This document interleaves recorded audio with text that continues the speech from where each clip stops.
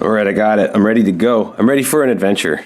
This feels like lore in the making here. Yeah, you want to start? Yes, I do. He's gone again. No, I'm here. That's why you sound like you're on the other side of the room. No, my mic's down. My mic's low. Okay, I'm turning it up now. Okay. Here we go.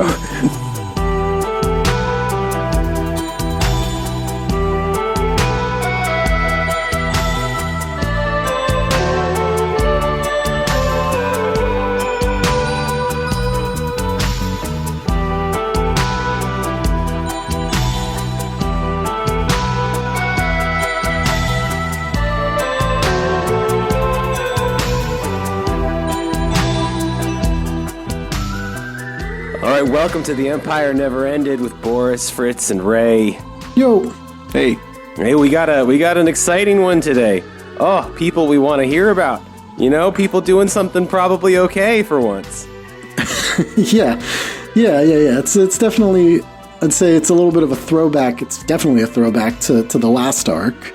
And it's a story that I mentioned in one of the first episodes of Arc 4. I can't remember exactly which one now. I didn't go back to listen to them. But I didn't really have the book I needed to follow up on it. And so I figured this is a good time. And it's a nice palate cleanser from reading Evola's bullshit. Yes. Yeah. So, yeah, which we need from time to time. This harkens back to the episodes about like the Slavic American Congress period. Yeah. About what was our boy's name? Abraham Niko Lincoln Brigade. Markovic. Markovic. Yeah. Yep. Yeah. That was a mini series which was one of our like 4 different introductions to the previous arc. That's right. Yes. And it was called, when fucking Eastern European emigres weren't so fascist. Yeah. We're in fact, fighting the police, fighting the bosses, Yes, all of these guys did that kind of thing. And I did mention at the end of the last arc, too, that I would probably do an episode on this. So yes, maybe some of you already know what I'm going to talk about. But it is the story of 8 Yugoslav Canadian trade unionists and communists who, in the middle of World War II, went back to Yugoslavia to join the Partisans. Cool move. And it's a pretty remarkable and cinematic story. Very cinematic, yes. Their ship was sunk by German U-boats in the middle of the South Atlantic. Damn. And yet the surviving members of the original group, some of whom were stranded at sea for over a week, managed to continue their journey via Africa and Palestine to finally reach the Partisans. Spoiler alert. Yeah. My source for this story is a first-hand account written by one of the participants, Božo Prpić. The book is called Across the Atlantic to the Partisans, published in Zagreb in 1955. And like I said, it's an interesting story for a lot of reasons. It gives a good account of what the interwar Yugo diaspora was like, which, as you all know, is something that interests me and that we've spent some time talking about. I'm also a big fan of maritime stories. Who isn't? And so this definitely checks that box. It's a classic adventure theme. It's a grand voyage across the ocean to like enter into some, struggle against the fucking fascist enemy. And being shipwrecked is like a particularly horrible thing. Shipwreck narratives are always like horrifying and yes. And I mean, this is no exception. But it's also kind of a fascinating travel log where, it's kind of describing the observations of these like Yugoslavs seeing the world for the first time or, beyond Europe and North America. Yeah. Mm-hmm. Were they all communists? Pretty much, I think. If they weren't party members or whatever, they were definitely in the trade union movement. Mm-hmm. Mm-hmm. All of them. Some of them were volunteers in the Spanish Civil War as well. Okay. But in this kind of travel log aspect of it, they're encountering the realities of like British colonialism. In like the Americas and Africa. It's like a reverse Rebecca West. book. Yeah, exactly. And things like racism in South Africa and that kind of thing. Right. So yeah, it's pretty cool read. And it's not a story that's particularly well known. Even in Yugoslavia, it wasn't. Which is kind of surprising because, like I said, it is very cinematic. It would have made for a great partisan film. It would require a big budget, no? Yeah, exactly. Which, they were giving out big budgets for certain things. This would have, the whole shipwreck thing. And, going to Trinidad and Africa and Egypt. They could have given it to what's our boy, the B-movie king who did Secret Invasion. Oh, fuck. The name is escaping me. I mean, we covered it, so we should know it. We should know. 64, there we go. Roger Corman. Roger Corman, yes. Yeah, they should have given it to Roger Corman to do, Yeah. Back in the day when Hollywood was super into the Yugoslav partisans, at least ankle deep into. Maybe it's because they came from Canada. Oh, yeah, Canadian. Also communists, I mean. Yeah, well, this is one thing if they're communists over in the old country, but they were communists and making trouble in the new country. And, yeah. So maybe that wouldn't have really fit in too well. But he would have killed it, though. No, Corman, come on. I mean, you can make a film about 12 murderers being heroes in the Second World War, but you can make a film about 8 commies being heroes. Yeah. Who are leaving America, even. Yes. And none of them really went back. One of them came back for a short period of time, and it was mostly, I think, because he was wounded, and then ended up going back to Yugoslavia anyway. So, which was actually the case with a lot of Yugoslavs in Canada specifically, because they tended to be more pro-Yugoslav oriented. There were several shiploads of people at the end of World War II that went back to Yugoslavia, and they were encouraged to do so by the Yugoslav state, who gave them, who wanted basically a lot of their expertise in mining and industry and all this other stuff. Was that when Bolokovic and Borden went back? We talked about the violin player. Yeah, Zlatko Bolokovic a few times here. Yeah, although they were kind of on a different level already because he was like a famous violinist and a major delegate to the. That's what I was wondering, if he was sort of making Slavic an example. Congress. You know what I mean? Being an example of a Yugoslav in this call to return.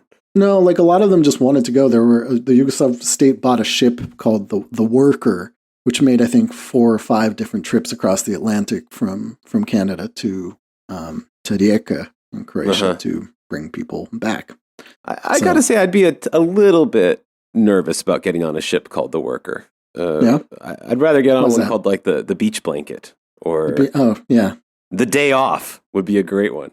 The Weekend. Well, I have to say, whatever the conditions on the Worker may have been, it was probably not as bad as the ship that these guys were on, but we'll talk about that in a sec. So the author of this book, Božo Prpić, was born in a small village in the Croatian region of Lika in 1904 as a young man, and this is in his little bio, like many people from his region.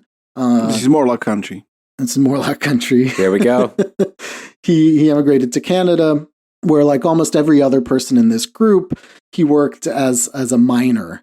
I think almost all of these guys, they worked in mines and forestry in particular, but most of them worked in coal mines, gold mines throughout Canada. I have a question for Ray, a historical question. Is that how the Morlocks became a subterranean species? They became Morlocks because Herbert George Wells decided to make them subterranean. It wasn't the mining? They didn't just get stuck down there? No.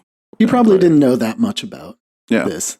To know that there are people from this area where people named Morlocks existed that ended up working in gold mines in Canada. I don't think that was really on his radar. Underground. That's all I'm saying. Continue. It was just a question about history. Yeah. So again, like kind of many people in his group, he became a trade union activist and union leader in some of these coal mines and gold mines, while also being deeply involved in the, as they call it, progressive Yugoslav diaspora movement. and eventually worked as an editor of the Yugoslav leftist newspaper Free Thought in Toronto, which is not free expression or free word in the US, but it is associated with it. This is kind of the Canadian branch of that. In the foreword of his book, he says that he's not a very good writer. And I think he's kind of being humble here because I found it to be a pretty well written and rather kind of exciting read at times. He said, of course, that some comrades had encouraged him to write his story because it was, it's a crazy story, and he wanted to do it in the memory of the, several of them that didn't survive the war and getting their stories out there. So the book opens with a chapter just called Our People in Canada, which gives a short rundown about the diaspora in Canada, not unlike the one that we did at the beginning of the last arc, but notably as a refresher that Yugo immigrants in Canada arrived later in than the ones in the U.S. So, like, most came after World War I in like the interwar period, and they tended to be more pro-Yugoslav or broadly leftist than the ones in the U.S. Of course, in describing their cultural and political life, he of course has to mention all the Tamburitzan ensembles and concerts and raising money for political prisoners back in the old country, including a touching story about his comrade Emil Vrkljan, who, along with being a trade union organizer and one of the members of his group that went across the Atlantic, he was a singer in a Tamburitzan band, and as he notes, sang a traditional Croatian Christmas song in honor of the assassin Alija Alijagić, who Ray maybe can refresh us on. Because that one kind of connects a bunch of things from previous arcs as well, right? Yeah. Alijagić is the guy who killed the Yugoslav Minister of Interior in 1921. He was a member of a group called Red Justice, which is a communist militant group, which was sometimes also called an anarchist group because it was very much against parliamentarism and such things. And yeah, it's a radical. And of course, that the Minister of Interior that he killed was the father of Milorad Drašković, a guy that we've talked about a lot, one of the founding members of the John Birch Society. Milorad is the father, the son is Slobodan. Slobodan, yes. Sorry. Yeah. Crazy. Yeah. So there's a little John Birch connection there, randomly.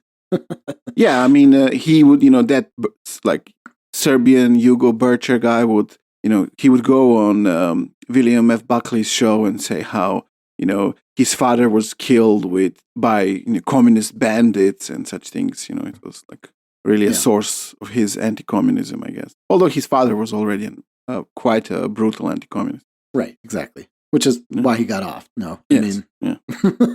The state was repressing communists, and they had their revenge. Yeah, and so there were Tamburitzan guys in Canada in the 30s dedicating songs to him. Yeah, I wonder if some of these people were also Wobblies, which I think it's possible. Maybe it's not mentioned because of I don't know, it wasn't so. Oh, it's absolutely possible. Yeah. Yeah. But yeah, it's probably not mentioned because, again, this is published in 1955 in Yugoslavia. Yeah. In fact, he does give kind of the bio a lot of these people as the book goes on, but doesn't really go into too much detail about, he says there was a trade union organizer involved in the progressive community and the like. Only for some of the guys that went and fought in Spain, he talks a little bit more about, what they did over there and the like. Does he mention De Leonis? He does not mention De Leonis, although, again, I don't think this would be the opportunity to. Yeah, okay. Given where it was published and when. So fast forward to World War II. Much like all the other accounts that we've heard from North America, when the war started, the diaspora had very limited information about what was going on in the old country. The Canadian/British government were promoting the pro-Chetnik line, which complemented the position of the Royal Yugoslav government in exile, which and so was the Soviet Union in the beginning, no? Yeah. Right. Which complemented the Royal government in exile's position and Serbian nationalist papers in the U.S. that were, as we know, actively kind of putting out pro-Chetnik propaganda and very anti-Croat propaganda, specifically against Croats in general, not just Ustašas. He said that there wasn't really an Ustaša presence in Canada like there was in the U.S. So, his newspaper, Free Thought, although it had been banned for its association with the Canadian Communist Party, which had also been banned at the time, they started a new newspaper called Novosti, I think. And, we're hard at work combating, Chetnik propaganda, basically. That's what he says. Nice.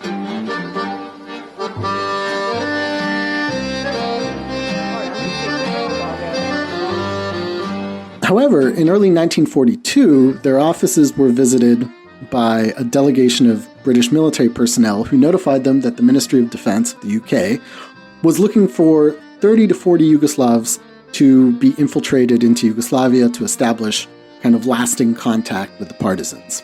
Uh-huh.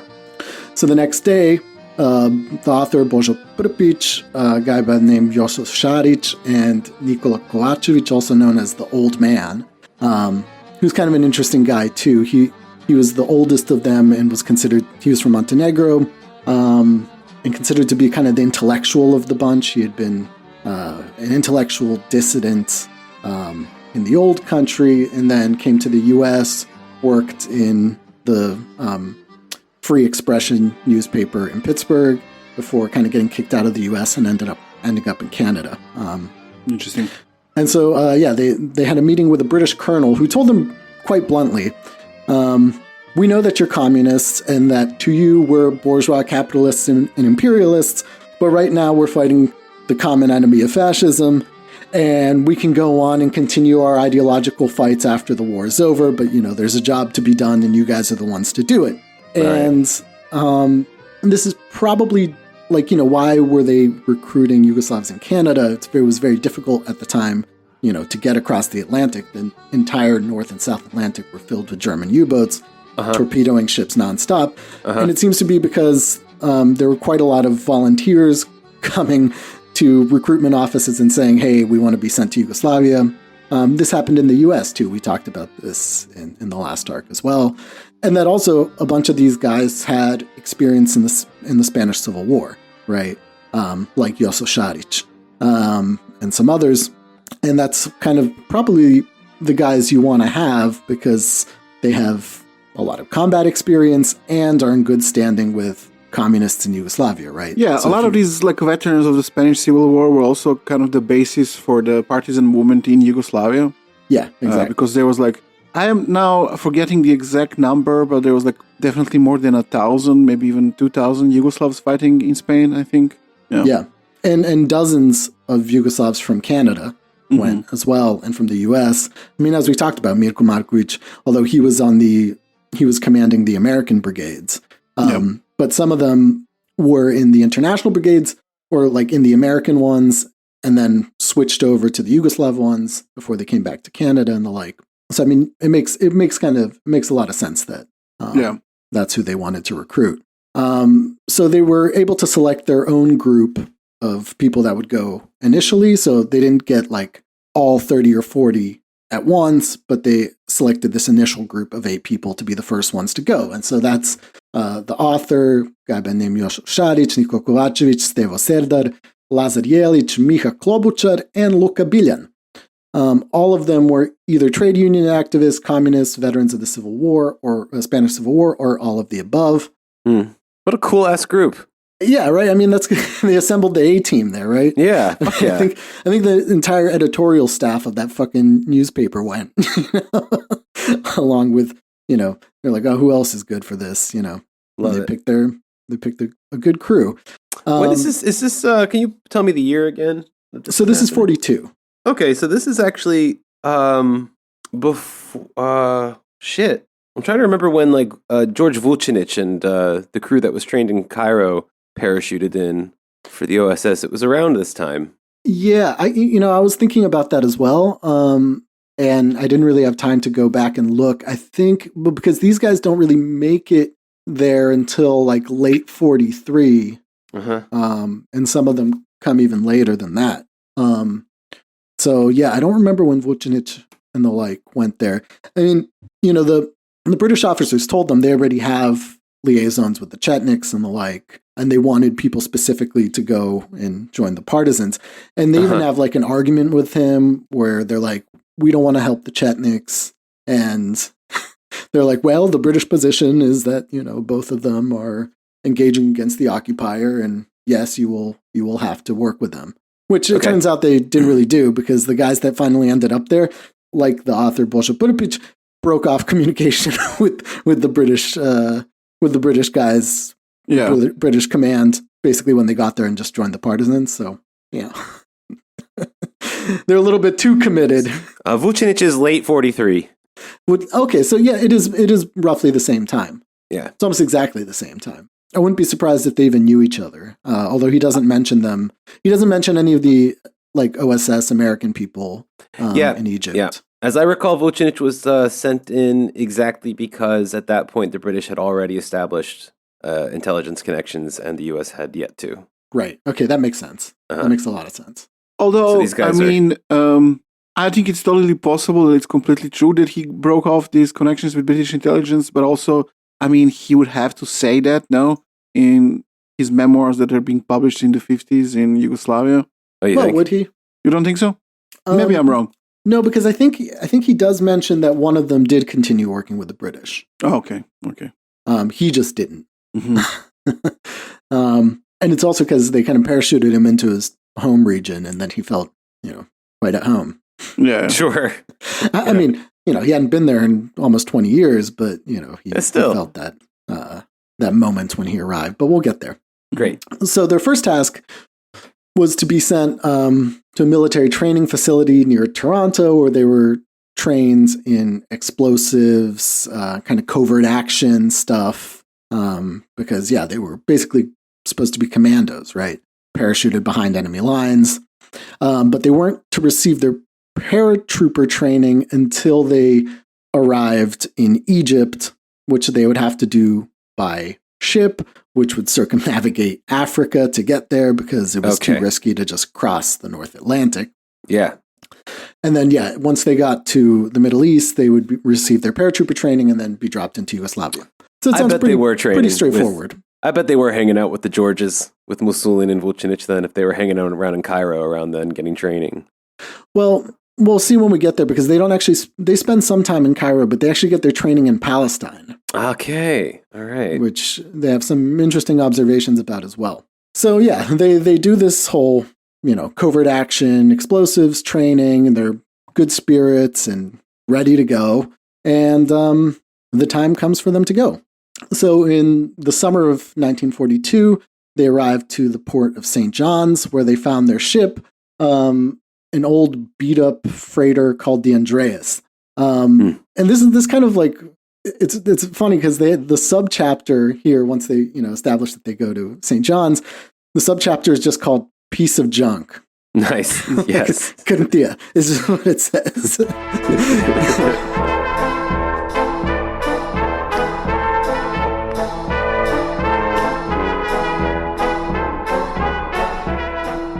They had this moment on like getting to port where they looked at these ships and they're like, holy shit.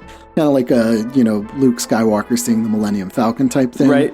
Yeah. Except that, the Millennium Falcon looked like a piece of junk, but it was, the fastest ship in the galaxy or whatever. Yeah. Not the case with the Andreas here. Yeah. The Andreas would take at least 20 parsecs to do the Kessel run. Yeah. No, they were very shocked at the condition of their ship, which was already super duper obsolete in 1942. It was built in England in 1910 and worked for, an English freight company, was then sold to Mexico before being sold to Greece. And that's how it ended up. It was a Greek ship by the time they got on it.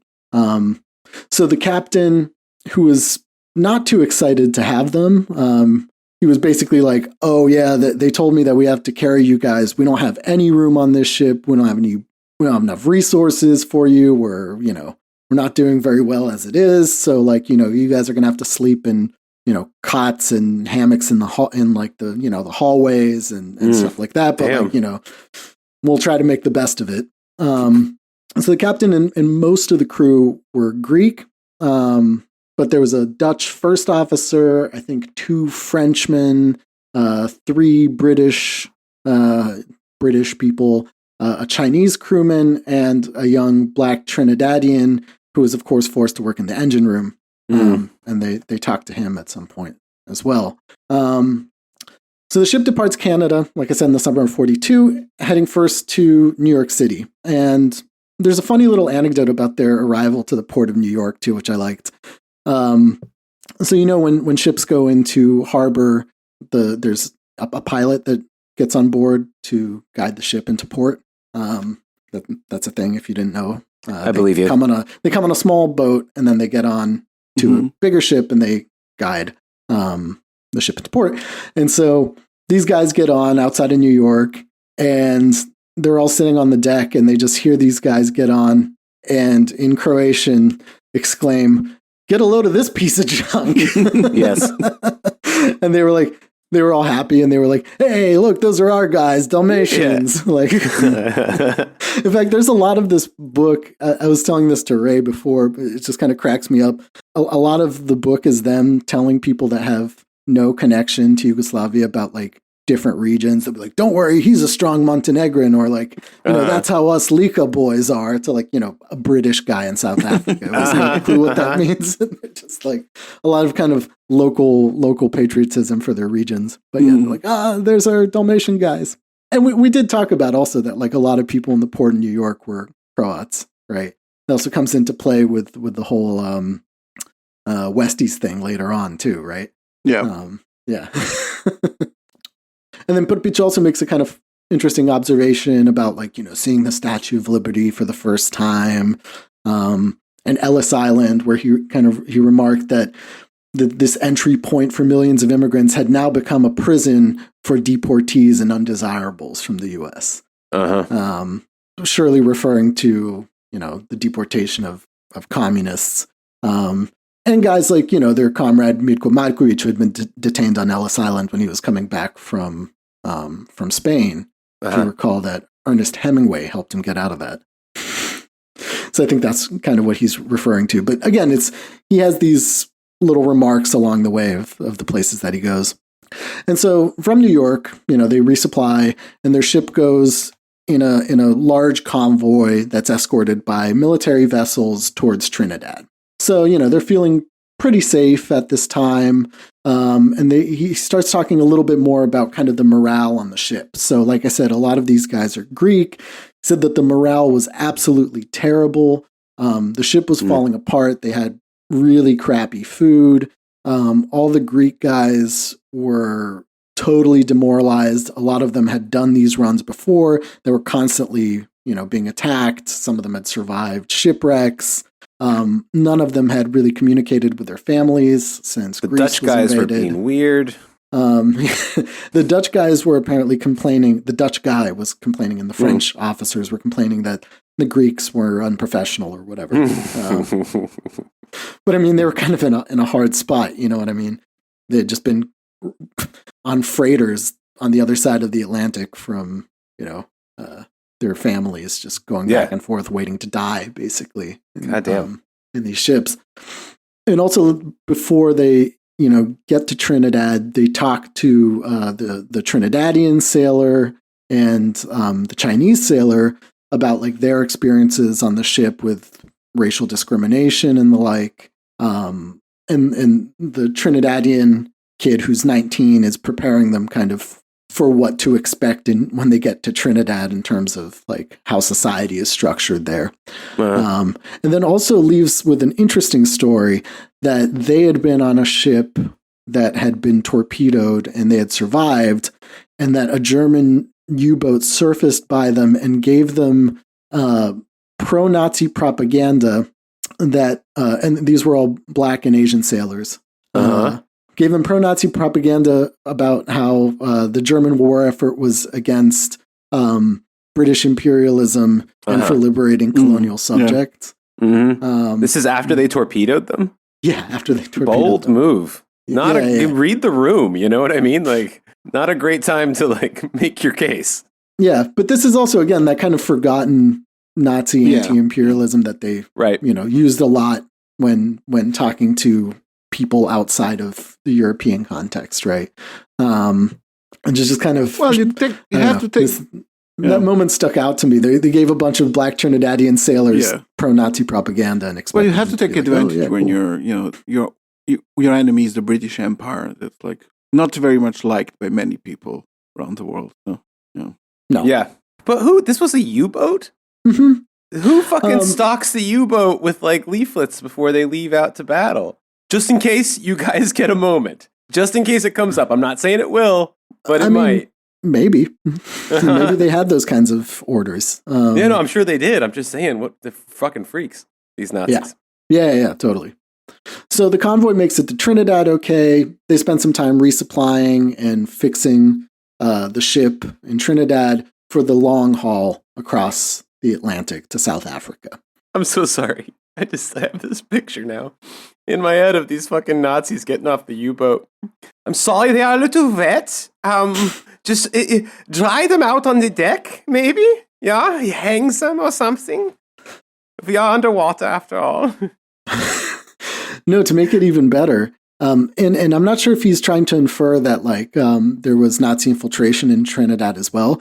Said that the captain of the U-boat told these sailors how much he likes Trinidad and showed them like ticket stubs for a cinema he had been to there. Oh, huh. But it's not clear whether that's supposed to imply that, they had snuck in there or this was before the war that they had been there. Nevertheless, it's an interesting moment. And there's kind of a lot of these like little things like that in this book that I found interesting. Yeah. So once they set sail for South Africa, the first few days, they're once again in one of these large convoys that's escorted by military vessels and a lot of other freighters, right? And at this time, they're feeling pretty safe. They're in pretty good spirits. Of course, the Greek guys are not. Like, they talk to a few of them. There's one guy that they like, Georgi, who's like, an anti-fascist, and they kind of dig him. But like the rest of them are like, we're all going to die. This sucks. but the rest of them are kind of feeling okay because they're in the safety of the convoy. Nevertheless, they do have one kind of scare moment where, the ships spot perhaps a U-boat and go into, attack formation, and they're all, on guard and ready to go. But they end up being okay at this particular point. However, a few days later, the rest of the convoy continues on to wherever they were going, probably, I think, to South America, and they turn to cross the South Atlantic. And at this point, the crew knows that their chances for survival, or the chances of not encountering a U-boat, are at this point pretty low once you're, out from the convoy. But in their little group, their morale is high. They're talking to one another. They're talking about, how excited they are to go back to their homeland and join the Partisans and kick Nazi ass or whatever.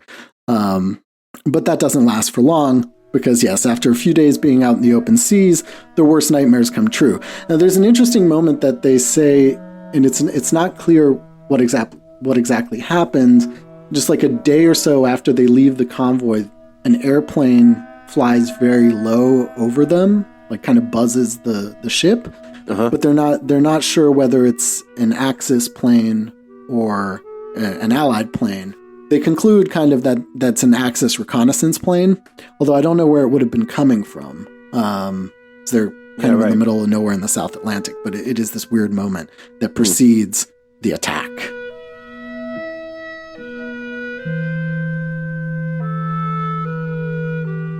So at night, in rather rough seas, shortly after they had finished their supper, an alarm sounded on the ship, which made a rapid turn at full speed. It was, as they soon discovered, a torpedo that had been launched and narrowly missed them. So obviously tension is very high on the ship, but things start to calm down after a few hours. Like I said, the seas are rather rough, and so they conclude that the likelihood of being torpedoed is smaller now. It's not optimal time for torpedoing. And they know also that there's nothing they could do, especially the 8 of them. Now there was there were armed soldiers, a group of British soldiers on board the ship that had machine guns on deck. Okay. But, the Yugoslavs, they were like, well, there's nothing we can really do. Let's just ride it out. We'll settle down for the night and see what happens. And which is a pretty horrible place to be, right? Yeah. And so I translated a little excerpt from the book that I think gives you kind of an idea of at least his style of writing a little bit, and what went on when the attack finally went down. So, Fritz, why don't you read this little part? I had just begun to settle down into my bed when suddenly I heard a horrible rumble. I jumped up from my bed and looked through the door and saw that the whole ship was illuminated and shaking from cannon and machine gun fire. It started, I said to myself, grabbing a life vest. It was an old rudimentary life vest made from 2 pieces of cork, sewn into sacks, fixed with a harness. When I got out of the cabin into the hallway that was only a half-meter across, a dead man lay next to me on the right-hand side. The machine gun fire was falling like rain, but I could hear Georgi running towards me crying. I grabbed his hand to calm him down, but he kept crying. At that moment, a shell hit the ship, shaking us violently, and I saw Georgi fall dead at my feet. God damn. And it's several pages of this, because it's what actually happened is that the 3 U-boats surfaced around them and began opening fire on the ship from their deck cannons and machine guns. So they were being shot at from all directions, and there was basically nowhere the ship could go. And so they're in total darkness. Božo Prpić is running around trying to find his comrades, and just like finding dead people everywhere. It's he can't see a thing. It's just the only way you can get around is from seeing like the light of the cannon fire kind of illuminating the deck. There he finds his comrade Emil Virklian, the Tamburitsan singer and trade union activist who had been shot and killed on the deck, and his other comrade Luka Brljan, who was critically wounded and just kind of delirious, asking for water.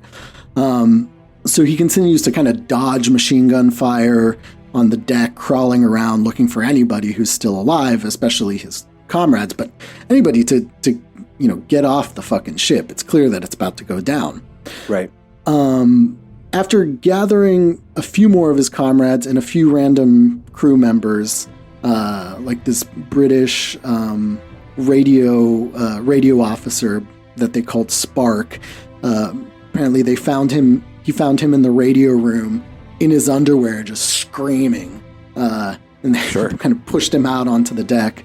They discover that there is only one lifeboat left. All the other lifeboats are gone. They're not sure whether the people, escaped successfully or, who's alive, who's not, but they get their small group of people and start trying to get this fucking lifeboat down. Now, of course, none of these guys really know what they're doing at all. And this seems to be a big part of their predicament in what follows. So they don't know a thing about lowering a lifeboat. So they're, rattling this fucking thing. They get their comrade Brljan, who's very wounded, into the boat first. And they're just, struggling while the ship is going down to get this boat down. And they finally do. Although the one young British sailor that's with them, this guy by the name of Longo, completely mutilates his hands by holding on to trying to steady the boat as it's going down, and the rope burns just shreds his hands into renders his hands useless, basically. Right. But he did manage to stabilize the boat as it goes down. Nevertheless, it hits the water rather violently, and the wounded Brljan falls overboard and drowns. Fuck. Because he's too wounded to be able to swim. And in this chaos, they're next to the boat. They got down really at the last minute. And the one British sailor guy's we got to get this lifeboat as far away from this sinking ship as we can, because it can take us down with it. Uh-huh. And so just when they finally get out and they manage to push off and they're rowing this rowboat, things calm down a bit, the ship sinks. But then, as you would have it, one of the German U-boats that's still surfaced opens fire on them, on their lifeboat. So no pamphlets for them. No pamphlets for them. No. And so, fortunately, they actually do manage to survive this. Although the little lifeboat gets riddled with bullets before the submarine departs. And of course, in this, he's also describing how some of his other comrades that are on board with him are yelling, fucking fascists, like, you won't kill us, blah, blah, blah. Damn. I don't know if that really happened, but I can imagine it. But yeah, I mean, that's not what you're supposed to do with people in lifeboats. And apparently that was pretty common German practice at the time. When they weren't trying to give pamphlets out to Black and Asian sailors from Trinidad. Mm-hmm.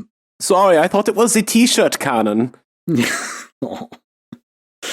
So a small group of them had survived, but the boat they were on was taking on water from all the bullet holes.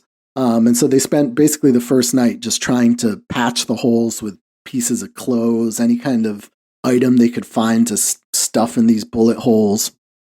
And so with them, like I said, there was a 19-year-old British sailor named Longo, the British radio officer named Spark, who was an older guy and who they really don't like very much.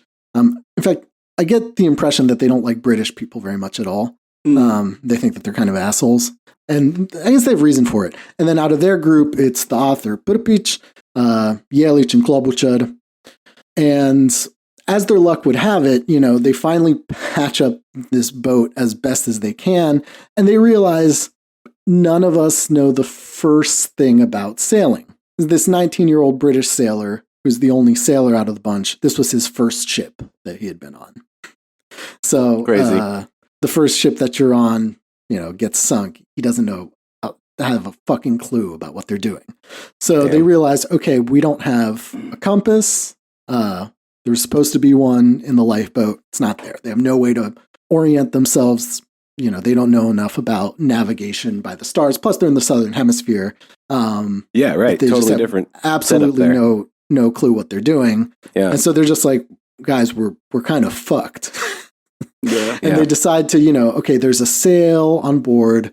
We can put the sail up, but, we'll see where it takes us. And hopefully it'll, take us somewhere back to maybe Brazil. Damn. But they have absolutely no clue. To make things worse, because the lifeboat had been riddled by machine gun fire, it damaged a lot of their survival supplies that they had.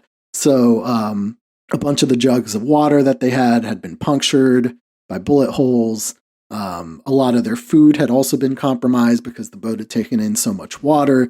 It's all like the kind of hardtack bread that they had was completely waterlogged with seawater. So they ended up with basically a few, several liters of water, a bunch of tins of milk, I think like evaporated milk, and a few liters of whiskey and some food, this canned beef and hardtack. But of course, since the ship was in very bad condition, all of what they had was extremely expired. Goddamn. And it was years old. And so, the milk that they were drinking was rancid. The water that they had was also just been, sitting in those jugs for God knows how long. And the food was either expired or covered in seawater or both. Yeah. Fuck. So it's not the optimal conditions you want to be in a survival situation. Like you would at least hope that if you get onto a lifeboat, you get on with somebody that knows at least the basics of sailing. They don't have that, and they have barely any supplies. Exactly, yeah. Do they have did they mention medical supplies at all? Was there at least a first aid kit on the boat? Not really. There was some, so like the British kid's hands were completely mangled. Right. They bandaged that up. I think Jelic and Klobuchar were both also lightly wounded by shrapnel. So they had like open wounds in their legs. And they were just, trying their best to bandage themselves up. I mean, this kind of like, it's that on top of everything else. And again, also, they don't know what happened to the rest of their group. They have no idea where they are. They were hoping that maybe in like once, in the morning at least, they would maybe see another one of the lifeboats. Yeah. And none of the other 4 lifeboats were anywhere to be seen. So they're completely alone in the middle of nowhere in the South Atlantic.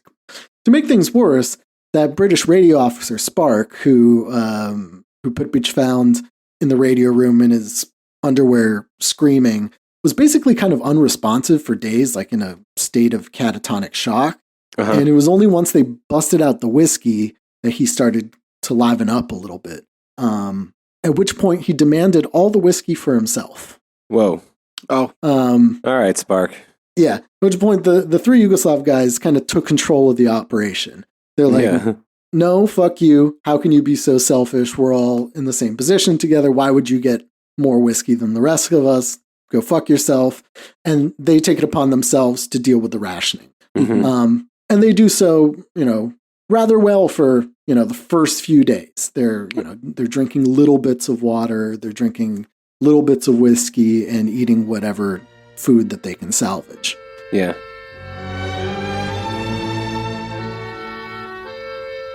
But the days keep going on and on and on. They have no idea where they're sailing. They're catching wind and moving the sail and rudder around, but they have no idea where they're going.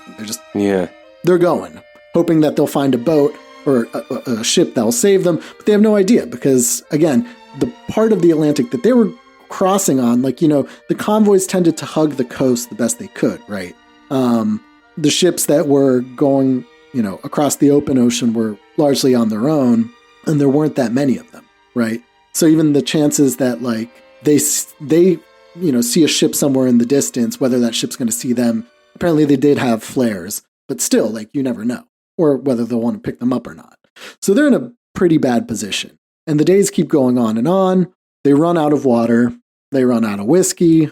They're down to just this rancid milk in tins. Yeah.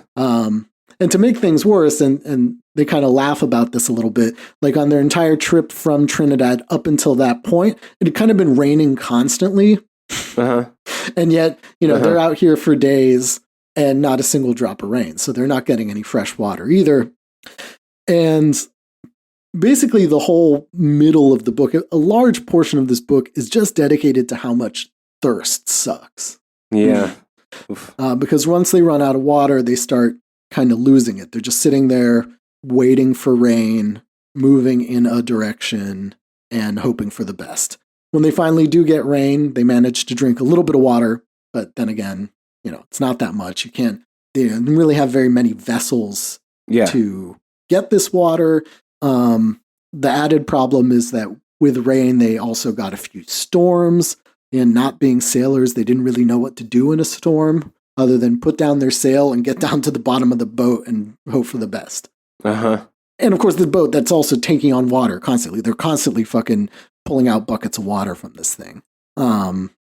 So it goes on and on and on and on. They eventually start, hallucinating, drinking their own piss. People start losing it, and the British sailor wants to start drinking seawater, and very typical kind of stories for this kind of survival experience. And just basically when they were about out of energy completely, we're didn't have could barely move. One of them was kind of at the rudder, but trying to expend as little energy as possible, is when one of them spotted a ship on the horizon. Now, they had spotted ships on the horizon before that turned out to be mirages and hallucinations. Also keep in mind, they're at the equator, and it's extremely hot and, dry. And so they're just baking under this fucking sun without, any water to drink. So they think that they see a ship. They conclude that enough of them have seen it that it's probably not a hallucination. Yeah, okay. And they start firing off their flares, but the ship disappears, and then it finally comes back again, and they notice that it's coming towards them. The problem is, of course, they have no idea what kind of ship it is. It could be a German ship. It could be, I mean, they have no idea. At this point, though, Yeah, you'll take what you can get, right? Yeah. at least they'll put them out of their misery. I think one of them even says that, like, oh, if it's Germans, they'll just shoot us, and it's better to die like that than to die of thirst in this fucking boat. But it turned out to be an American Liberty ship called the Johnson. And they were rescued after more than 10 days at sea, which is pretty brutal. Yeah. The Americans weren't even sure at first whether they wanted to take them in, because all these guys, I guess the British guys were like too parched to talk, and the Yugoslav guys all had accents. Yeah. So they weren't sure if they were, they thought they might be Germans or something. And he's like trying to like muster the energy to yell, Canadian shipwreck. And so apparently they were sitting there for like over like an hour or two once they'd been next to the ship before these guys finally let them on board. God damn. And so at that point, they get on board the American ship, who nurse them back to health. They have some, once the Americans discover they're from Yugoslavia, some guy goes, "Good news from Yugoslavia, boys," and then tells them all about like, the news they had gotten about like the partisans liberating vast territories and all this kind of shit. And they start to get back into the mentality of like, okay, we're alive and we need to get like back into the condition to go back home. But again, they still have no idea what happened to the rest of their guys, right? Like 2 of them they know for sure died, but there was like another like 4 of them, right? Yeah. And they had no clue what happened to them. But the ship goes back to Trinidad, so it was going to Trinidad anyway. And they're like, oh great, we'll just go back there, and they do. And from there they contact their headquarters in Canada. And they're like, hey, it's the 3 of us. We survived this shipwreck. Do you have any word about the rest of them?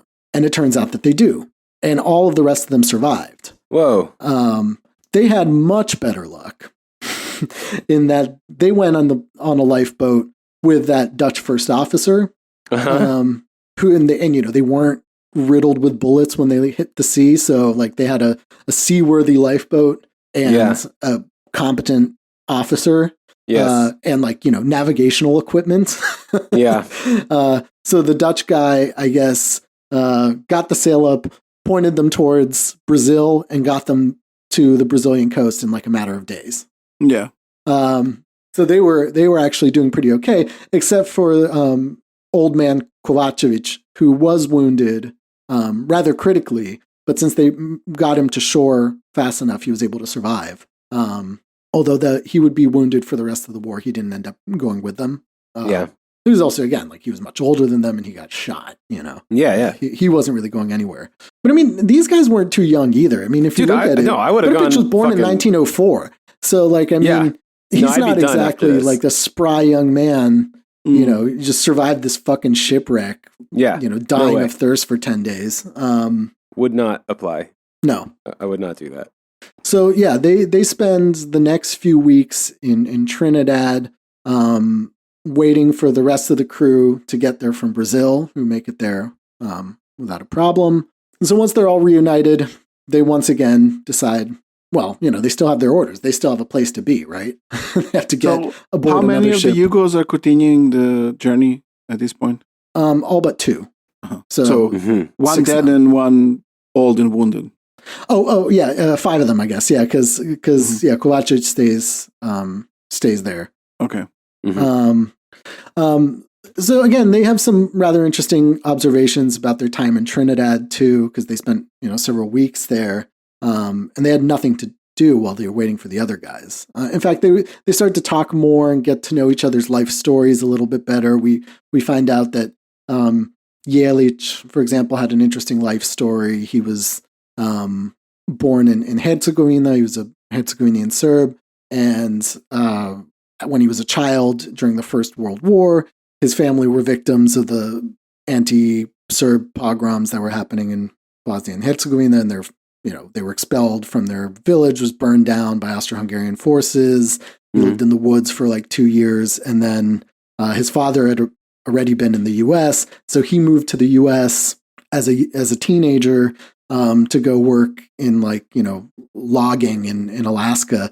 Tracks down his father, who lives in like absolute destitute poverty, in the U.S. Like didn't, they had all had these stories that like people go to the Americas and they make it, and he gets there, right, is brutally exploited, and then finds his dad on like the verge of death and horrible poverty, which is when he starts to get involved in like the workers' movement and all this kind of stuff. Moves to Canada, becomes a union organizer, goes to the Spanish Civil War, becomes a commissar in one of the American brigades, then transfers over to one of the Yugoslav brigades, goes back to Canada. So again, they're like getting to know each other, or, it's a good device for him to talk about some of these people's life stories. For like Vertlian and Berlin, the two guys that died, he tells their stories right after they die, in a kind of nice way. But then they also have these observations about what Trinidad's like, because it's a British colony at the time. And they see this kind of horrible exploitation and racism of British colonial life there.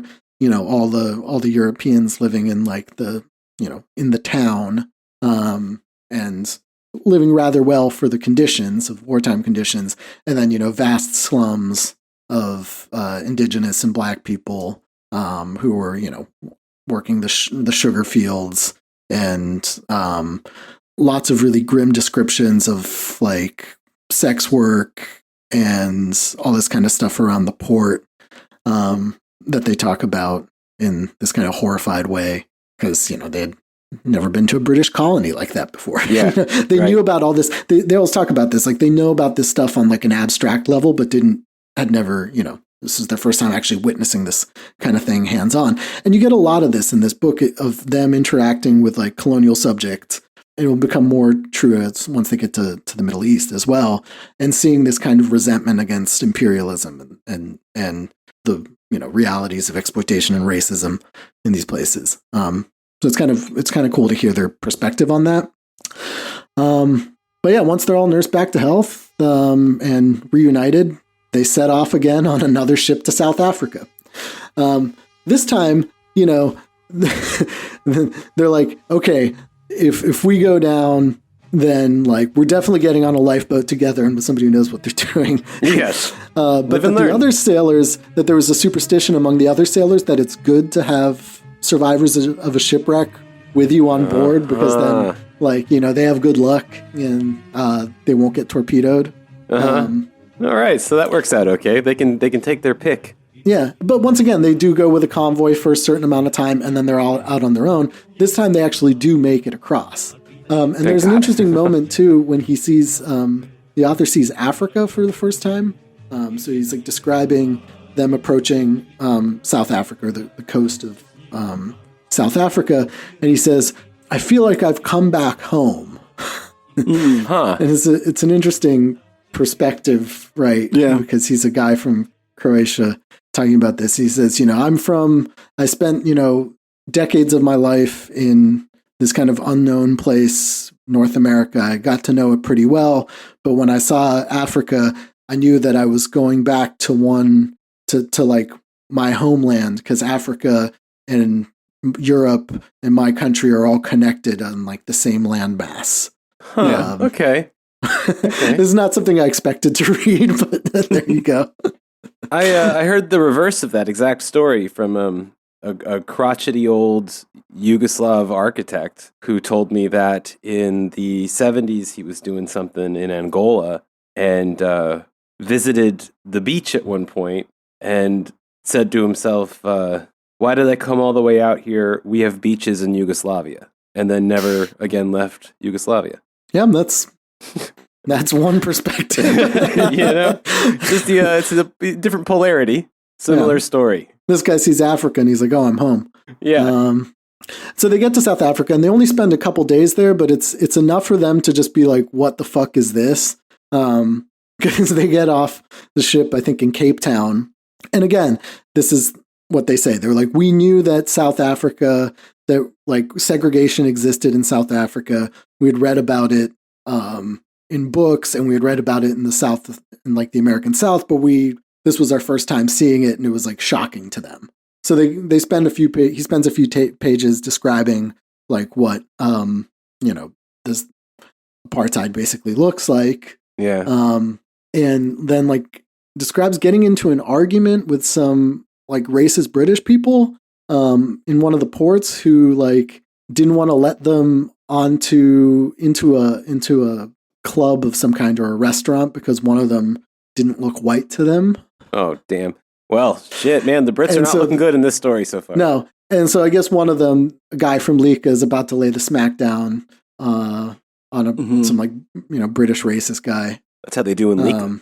Until they get pulled apart and they're like, this place is absolutely fucked. Like, this is horrible. And they're like, kind of like, so what if we aren't? Like, what? Or we have to go to the other side of town there? Like, so yeah, they spend a few horrible days in South Africa and board another ship to Cairo, to Port Said. This journey is also punctuated by some interesting, like, fights with, like, Anglo people. Like, they get into a fight with some, like American guy. I guess the ship that they were going on had a lot of, like, American, like, engineers and specialists and, like, who were there to, like, build airfields or do some sort of technical stuff. But I guess a lot of them were, like, kind of, as they described, kind of bourgeois douchebags who didn't, like, know what they were getting into, like, were, like, aggressively hitting on women on the ship, and they were kind of constantly butting heads with some of these people. But they did find somebody on the ship that they liked a lot, which was one of the Egyptian crew members who turned out to be a communist. Mm-hmm. And so they spent a good time with him, and he had all these works of Marx and Lenin in Arabic, and they had long discussions with him about imperialism, and they kind of criticized him a little bit too. They're like, he's good. He knew his shit a lot. Sometimes he was tailoring Marx's words, but like, so God knows what that means to these guys. I mean, they're, whatever. But nevertheless, it's kind of, again, part of this theme in this book of them constantly encountering colonial subjects who are like, upset. and this is foreshadowing what happens immediately after the war too, right? Mm-hmm. Of kind of anti-colonial struggles. Yeah. And they have that experience definitely in Egypt. So once they get to Egypt, they spend a few weeks there kind of attending these kind of training sessions, meeting all these officers who are briefing them on, all the stuff that they're about to do. And, they're given British uniforms, right? They're in, part of the British military right now. And Pripyat writes a lot about like how when he was walking around Cairo in this uniform, goes to a theater, a movie theater, and everybody like starts whispering something and being hostile to him.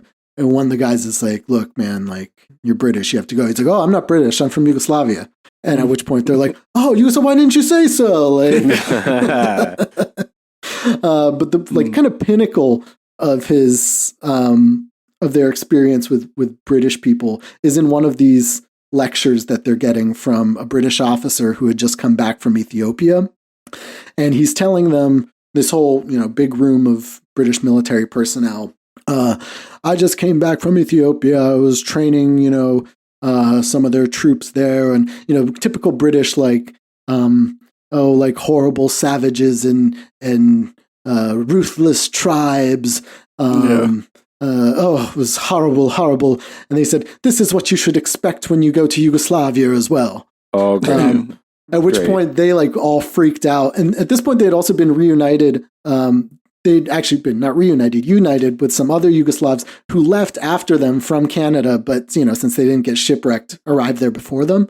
And so they all stand up and they're like yelling at this British officer. And he says something like, my problem isn't that you compared us to the Ethiopians who we respect in their struggle for liberation, but that, you can talk down so much to like those of us who are actually struggling in this fight, like against the occupier, whereas, you're some fucking British imperialist here. Yeah. Who are you to like criticize us, basically? It was kind of a nice moment there. And absolutely what I would expect from those kinds of British colonial officers as well, right? Yes. Of course, yeah. This is the kind of thing you read over and over again. I mean, it's he might as well have been on the fucking Death Star with a speech like that, Yeah. Yeah, totally. I actually kind of imagined it as like, imagined him as one of those like pith helmet type dudes, but also those like posh British guys that talk to Darth Vader. Yes. Officers on the Death Star. You know what I'm talking about? Yeah. Yeah. A blunderbuss strapped to his back. Yeah. Also, really briefly, he mentions that they saw members of the Yugoslav government in exile in Cairo as well, because there were quite a few military officers and refugees as well in Egypt. But he said that they avoided them because they were pro-Chetnik, and so we avoided them. And so time comes for them to do their paratrooper training, which point they're moved to Palestine.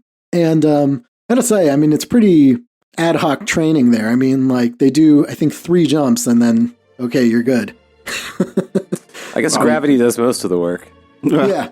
But, I think the survival rate on a lot of paratroopers wasn't great. That's true. Unfortunately, yeah, it's a very dangerous task. But again, they have some kind of interesting observations about Palestine as well. So while they're in this like training camp in Palestine, the closest thing to them is a kibbutz. And so they go and spend some time, like a few days with like these kibbutzniks, like eating and drinking and talking to them. And, they're very like curious about the lifestyle that they're living, because they're like, these people live in a commune, but all of a lot of them are, have university degrees and are highly educated and stuff like that. This is like very interesting to them. Sure. But that the kibbutzniks supported them and, fed them well and whatever. Were they socialists? Does he mention that? Yes, they were. But again, this is, of course, it's 1943 now. Yeah. This is way before, the situation that we know of now, or even it's not, it's just a completely radically different situation in Palestine in general. It was kind of interesting to hear what they say about that, So they do their training, and finally it's time for them to go. Although they've been split up into groups now, so Pripyat is with like a couple other guys, 2 other guys from his group and 2 other guys from another group from Canada that they met in Cairo. And then some of the other guys from the group were in a different group that was going later, and departing from a different location. So they get back to Cairo, they fly to Libya, and then from Libya they cross the Mediterranean and get paradropped into Yugoslavia. Wow. And that's where the story more or less ends. It ends with them arriving, and it says among the partisans in Lika. So he gets, sent back to his home region. They have this moment of when they're flying over Bosnia. They're flying from the coast over Montenegro, and then they're looking down, and they're like, "This must be Montenegro and Bosnia because all I can see are the darkness of mountains." And small fires below, and they're like, maybe that's our comrades down there, and all this other stuff. And so they get dropped behind enemy lines. He said he gets greeted by a young partisan who helps him with his stuff and is like, "Wait, aren't you supposed to be British? How do you speak our language?" And he's like, I'm not British. I'm not fucking British. He's like, that's one thing I learned on this trip is that I am not British. He doesn't say he's Canadian either. He said, "I'm from here. I spent a long time in Canada, and I'm excited to be back here." And the kid, who he describes as a kid, says, "Oh, my dad lives in Canada too. Do you know XYZ?" And he's like, "Does your dad live in Windsor and work in like a brewery?" He's of course, this happens. He's like, "Yeah, I know your fucking dad." Of fucking course. And so that's pretty much where his story ends, is with him, joining this partisan battalion. And is there a part 2? There isn't that I know of. Okay. I don't think so. I'm ready. But he does give a little bit of a follow-up of what happens. So, I mean, like I said, he just joins the Partisans. A couple of the other ones do keep up with, like, the British, but they are still, fighting in the Partisans. One of them, Lazar Jelic, was injured while training as a paratrooper, and never got to go over, which sucks. Although I mean, he was so seriously injured that he came back to Yugoslavia after the war and lived, was given basically a retirement as like as a fighter, even though he wasn't. Yeah. Joso Šarić. I mean, he was, no? Yeah, but he never made it over to fight. Yeah, but I mean, he was almost killed by Germans. Yes. Yeah. Yeah, I mean, I guess he was, yes. Joso Šarić was captured in 1944 by the Ustaša and tortured and killed in a pretty brutal way, they say. Kovačević, the old man, like I said, went back to Canada because he was injured, came back in 1945, where he became, he was a delegate in the International Workers' Organization in London. That's what it says. And then was later a Yugoslav delegate to Bulgaria, and then was the president of the Republičko vijeće Narodne Republike Crne Gore. That's like the government of the Montenegro Republic in Yugoslavia. Yeah, he was one of the president, I guess, of the parliament of the Montenegrin People's Republic. Another one of them, Klobuchar, survived the war, but died of tuberculosis like immediately after. One of the other ones who also survived and fought in the Partisans in Bosnia went back to Canada, but came back in 1947, and then was employed as a in the miners' union of Yugoslavia.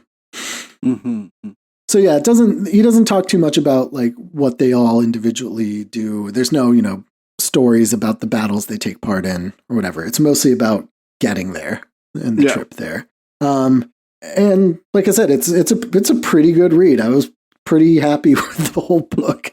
I mean, I made it through pretty quickly. It's only like, I don't know, 150 some pages. But like it's a fascinating read. I don't know of any other Yugoslav accounts that are similar to this in any way. Yeah. And there's no English translation. There weren't any guys in 1943 in Trinidad from Yugoslavia. Yeah. There weren't like Yugoslav guys in South Africa getting in fights with British guys in in the port for like racism and shit. No, there's absolutely no English translation for sure. I looked for, in fact, there might have been one published in Canada. I was looking for that because apparently this book was published. So it was published in Zagreb in 1955, but it was published for immigrants. So presumably this was sent to Canada. Yeah. And those newspapers that they had there, unlike the ones in the US, the leftist ones kind of continued publishing after World War II as well. Okay. Which is why, that was one of my main books that I used in the research in the beginning of ARC 4 was a compilation of texts published by a Yugoslav leftist publishing house in Toronto in the 80s. So there may have been, or maybe in one of their newspapers, they had, translated and republished some of this stuff, but I kind of doubt it because I think a lot of the people that were the people in Canada who would have read this read Serbo-Croatian anyway. So no, I don't think there's an English version of it at all.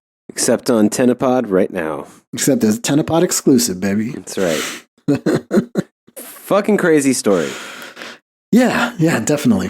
Yeah, I mean, it's totally cinematic. Yeah. This is a movie, I mean. It ends with the guy joining the front. I mean, that says everything right there, Yeah, he spent another 3 years fighting the Partisans. Yeah, and then a bunch of boring war shit happened, and then now. Yeah. That even kind of makes like sense as a movie ending, even though it's a bit strange, but I can see it. No, totally. Yeah, totally. No, from beginning to end, it reads like a movie to me. Yeah. Like I can see the whole thing. I can see them in the Tamburitzen Hall in, Calgary or whatever, drinking and, listening to that song dedicated to Ali Aliagic, and then, them getting on the boat, and then fucking, all this shit happening, like the shipwreck alone. I mean, it's most of the book. is just, I mean, it's great for a film. For modern audiences, though, we might need to give them some kind of talking furry companion to lighten the mood now and then. Well, I mean, they are from the Balkans. I'm sure one of them is a little bit furry, at least. Georgi. Yorgos. Well, they had the like shitty British radio officer. But that's not a great mascot. No, he's not a great mascot. That guy just sucks. He's a horrible guy, I guess. Yeah. Spark. That's a great mascot name, though. We'll just rewrite Spark's character. That's all we'll do. Spark can become Sparky really easily. Yeah, then, he can become a Dalmatian dog. You know. They rescued a dog with them, and it's like an irony because he's a radio operator, but he's deaf. You know. All right. Hell yeah. All right. Yeah. So that was that. That's a little bit of a departure from our normal subject matter, but fits in. Yeah. No. We need to hear about the guys that are shooting our guys in the face sometimes. I mean, it's, for everybody's sanity, I think. Definitely. Yeah. All right. Well, what do we got up? What do we got coming up next? Oh, the free ep is some more Fashy Cathy's. I'm back in that saddle. Yes. Trying to scratch one last little itch before we jump into the new arc on that front. And after that, we got our first. We got some other random surprises, I think. Yeah. We'll also do one more in the series that I'm doing. Kali Yuga Reading Room. That's right. We got to close that out too. Ooh, it's all coming soon. We're really getting close. And then we're gonna have to close up the inter-arc with our RPG. No. Well, yes. It'll be hard to top the drama of this fucking adventure, though. I'll say that. Well, this was intense. We'll have Tony the Tiger at least in the next one. Racist Italian Tony the Tiger. I don't know for a fact that he's a fascist. All right, we're just putting it out. You will write him in as a possibility. Oh my god. Yeah, we did come up with Evola's breakfast cereal, though, which would be Hyperborean shards. Yes, yeah. Cut into the roof of your mouth like Fruit Loops. Tastes salty and cold. All right. I'm hungry now. Yeah, See you guys later. Yeah, I'm getting out of here. All right. Bye. Later.